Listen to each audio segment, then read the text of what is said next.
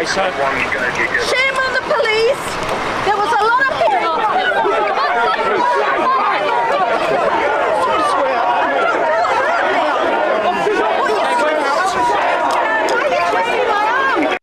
Picture this. A man, a son of Britain, homeless, with nowhere else to go, finds himself in handcuffs. I ain't going to give names. You're under arrest for a failure to appear and assault police. No, that's wrong. You're arresting him for failing to give proper evidence. His crime? Not theft, not violence, but perhaps simply being a patriot in the Rompian novel. This is a snapshot of the United Kingdom in recent times, a reality that has left many of us asking, whose side are the police on? For years, a disturbing pattern has emerged on our streets.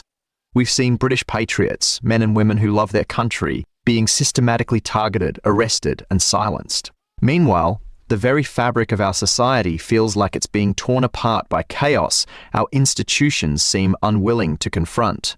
The people who pay their taxes, who work hard to fund the salaries of these police officers, have felt abandoned, left to watch as their voices are muffled and their concerns dismissed. We've watched in disbelief as police form protective cordons, not around the hard-working citizens of this nation, but around migrant-led protests, even when those protests have been linked to rising crime, disorder in our communities. When British patriots gather to peacefully protest against the consequences of mass migration consequences they see and feel in their daily lives, who do the police face? Not the source of the problem, but the people sounding the alarm. It has been a bitter pill to swallow. The guardians of our peace have appeared to be the guardians of a new, unsettling status quo. But now, something seems to be shifting. Shame on the police. There was a lot of people Shame there. on every single one of them, sister. Shame on the police.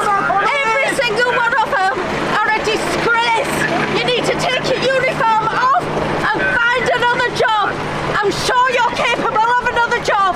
Get away from the police. Find something better. You're a shame.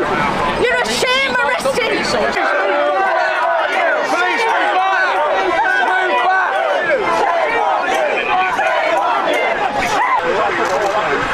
Stop pushing into me, please. Someone else take the head. Where's our arresting officer?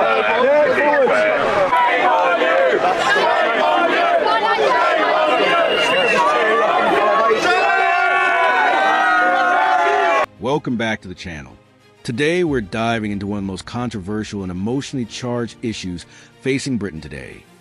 The police, their shifting priorities, and the citizens caught in the middle. At the center of the story is not a hardened criminal, but a homeless man, arrested under circumstances that many argue highlight a disturbing double standard. But this isn't just about one man. This case represents a broader cultural conflict. Who do the police truly serve? And what happens when enforcement seems politically motivated rather than focused on public safety? In this breakdown, we'll explore the arrest itself, the outrage it sparked, and the bigger picture of how Britain's policing has evolved under political and cultural pressures.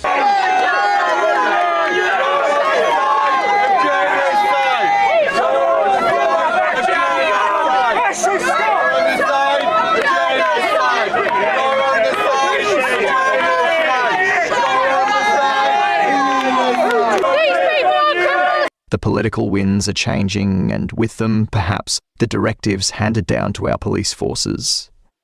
We are suddenly seeing a wave of arrests at pro-Palestinian protests, demonstrations that have often descended into chaos, intimidation, and open support for extremist ideologies on British soil. The police are finally stepping in. They are making arrests. They are, it seems, doing the job we always expected them to do. The question is, can we trust this change? Is this a genuine awakening, a return to common sense policing, temporary, politically convenient maneuver? Are the police truly realizing their past mistakes and correcting their course to make Britain a safer, better place for its own people? Or is this just a fleeting moment, a brief respite before they return to their old ways? Today, we delve deep into this complex issue, Let's first revisit the core of the grievance. The case of the homeless man is a poignant symbol of a much larger problem. This wasn't an isolated incident. Across the country, we have heard countless stories and seen viral videos with individuals being arrested for what can only be described as expressing patriotic sentiment, whether it's for waving a Union Jack, singing a patriotic psalm, or questioning the prevailing narrative on immigration. The threshold for causing offense has been weaponized against our own people. These arrests often happen under the vague umbrella of breaching the peace or hate speech. Yet the same standard is rarely, if ever, applied to other groups. This double standard has been the source of immense frustration. It has created a climate of fear where native Britons feel they must tread on eggshells, lest they be accused of bigotry for simply loving their homeland. The police, in these instances, have acted not as impartial enforcers of the law, but as ideological enforcers, protecting a fragile, politically correct consensus at the expense of genuine public safety. Freedom of speech. When patriots protest against crime waves attributed to migrant communities, they are met with lines of police officers who seem more interested in protecting the counter-protesters than in listening to the legitimate concerns of the local populace. The message sent is clear. Your concerns are invalid, your anger is illegitimate, and your presence is the problem. This is a profound betrayal of the social contract, the unspoken agreement that the state and its police force will protect its own citizens first and foremost. Patriots being silenced at peaceful protests, to sudden crackdowns on extremist demonstrations, the pendulum has swung wildly. The key question, is this a genuine correction or just another performance? Stay with us, because what unfolds here raises urgent questions about freedom, fairness, and the future of policing in the UK. Notice how the narrative frames the man's alleged crime. It's not robbery, not violence, but rather a matter of documentation and defiance. This is where things get murky. To the average citizen, failing to provide proper evidence sounds more like a bureaucratic technicality than a threat to public order. And yet, here we have police officers escalating the situation into a full arrest. This raises a critical issue. Are the police truly prioritizing safety and justice? And now we see the crackdown on the pro-Palestinian marches. For months, London and other major cities have been brought to a standstill on weekends. We've witnessed scenes that would have been unthinkable a decade ago. Open calls for jihad, glorification of terrorist organizations, and widespread intimidation of the Jewish community. For a long time, the police response was passive, criticized as being too lenient, too hesitant. But that has changed. Suddenly, arrests are being made for offensive placards, for chanting extremist slogans, for harassing the public. The police are now being seen to act, to restore order, and to enforce the law more even-handedly. It's what we've been demanding all along. So why the skepticism? Because we have to ask, what is the motivation? Is this change born from a genuine realization within the police leadership that they have made a grave error in judgment? Have they finally understood that their primary duty is to the law-abiding, tax-paying citizens of Great Britain, regardless of their political views? Or is this simply a response to immense public and political pressure? Now that the chaos has become undeniable and the government is feeling the heat, are the police simply following new orders from the top? If it is the latter, then this change is built on sand.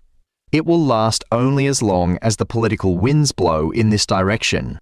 When the media attention fades, when the politicians move on to the next crisis, will the police revert to their previous state of passivity towards some groups and targeted enforcement against others? A true, lasting change would require a fundamental shift in the culture of policing. It would mean a return to the principles of policing by consent, where the police force sees itself as part of the community it serves, not as an entity above it. It would mean a renewed focus on tackling actual criminal burglaries, the knife attacks, the grooming gangs rather than policing thoughts and opinions. Or are they entangled in enforcing political optics? Ask yourself, if this had been a different type of protester, would the reaction have been the same?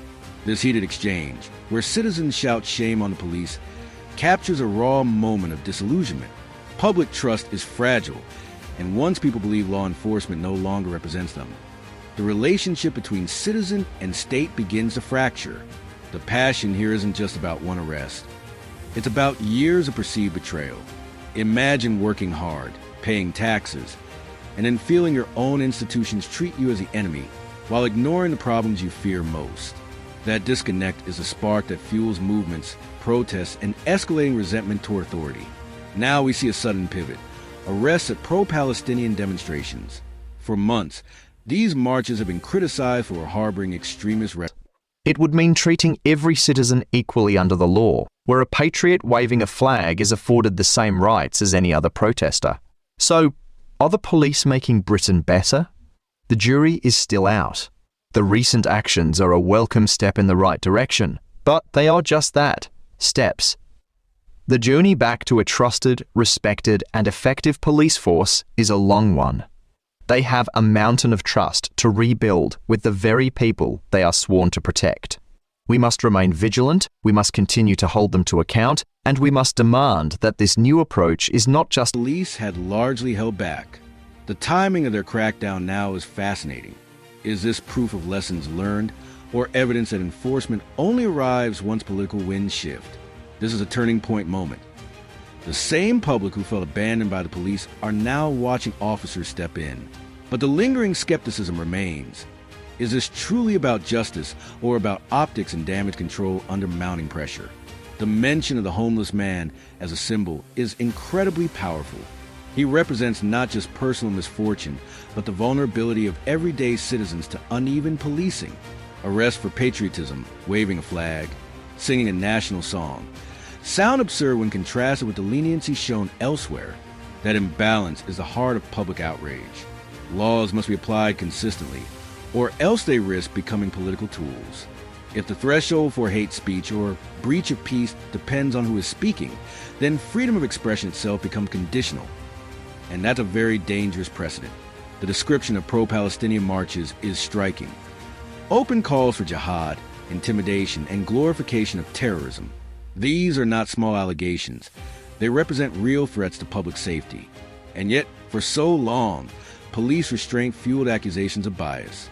The shift toward active enforcement, arrest for extremist placards, chant, and harassment, is a long overdue step. But the bigger issue remains. Why now? If protecting the public is the mission, shouldn't this level of enforcement have been the baseline all along? The inconsistency is what erodes faith, and repairing that will take more than a handful of high-profile arrests.